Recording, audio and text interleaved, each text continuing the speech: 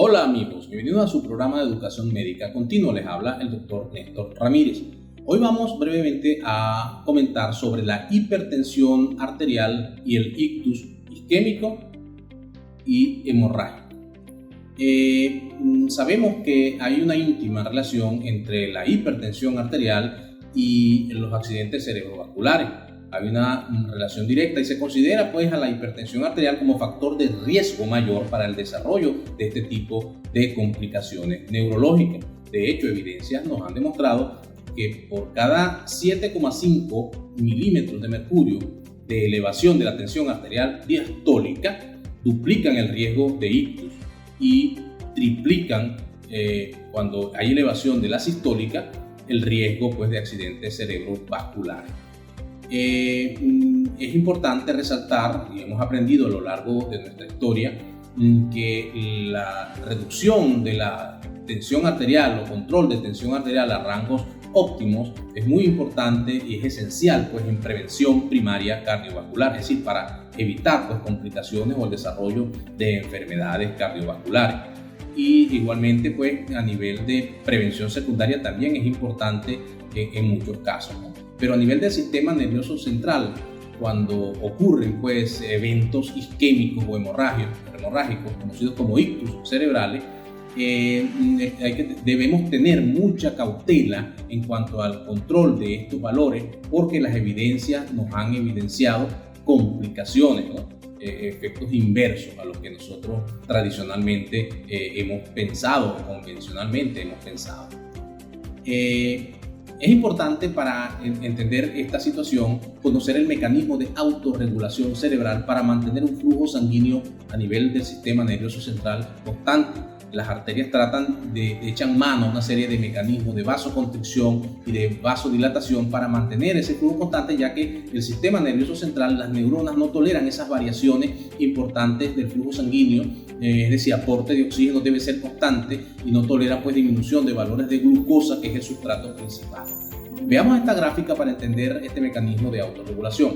Aquí podemos fácilmente observar que en esta gráfica que está al lado derecho de su pantalla, en donde se nos representa el flujo sanguíneo cerebral en el eje de las X y en el eje de las Y a la presión arterial media. La parte central de la gráfica, vemos que es una semicurva, es horizontal, es decir, que se mantiene constante el flujo sanguíneo cerebral con valores de presión arterial media de 60 a 150.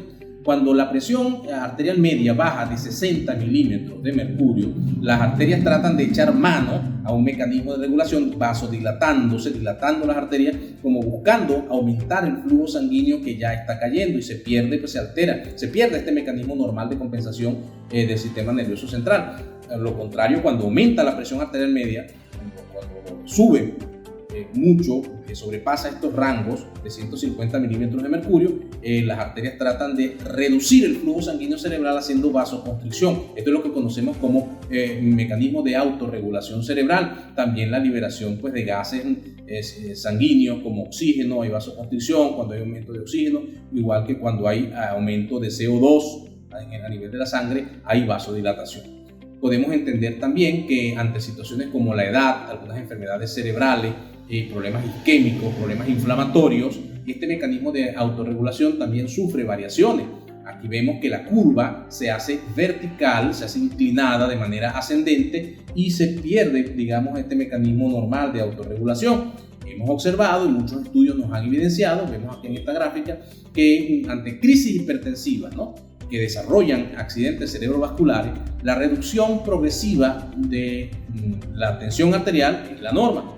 Pero observamos que en el 90% de los casos, tratar o intentar controlar presiones arteriales por debajo de 220, 120, nos trae importantes complicaciones a nivel, refiriéndonos pues a pacientes con accidentes cerebrovasculares isquémicos. No debe bajarse los niveles de tensión arterial o tratarse cuando están por debajo de 220, 120. Debe manejarse hasta esos niveles. Igual cuando hay accidentes cerebrovasculares hemorrágicos, los rangos que no debe indicarse tratamiento antihipertensivos por debajo de 180, 115, porque aumentan las complicaciones. Esos son los límites y las recomendaciones. Es importante tener en consideración que muchos triales nos han evidenciado que el control de la tensión arterial diastólica a 5 milímetros de mercurio disminuye pues, en un 34% la mortalidad y las complicaciones, igual que una reducción de la tensión arterial sistólica de 10 milímetros de mercurio. Por cada 10 milímetros de mercurio reduce pues, el riesgo para la sistólica, reduce pues, el riesgo de ictus y eventos cerebrovasculares a un 28%. Son rangos, son porcentajes importantes a considerar, de tal manera que debemos tener en consideración esto. No puede bajarse la tensión arterial de 220, 120 para eventos isquémicos y para eventos hemorrágicos, no por debajo de 180 para la sistólica, 110 para la diastólica. Esas son las recomendaciones generales porque las evidencias nos han demostrado complicaciones importantes, muy graves, y aumentos de la mortalidad en un rango de 90 días.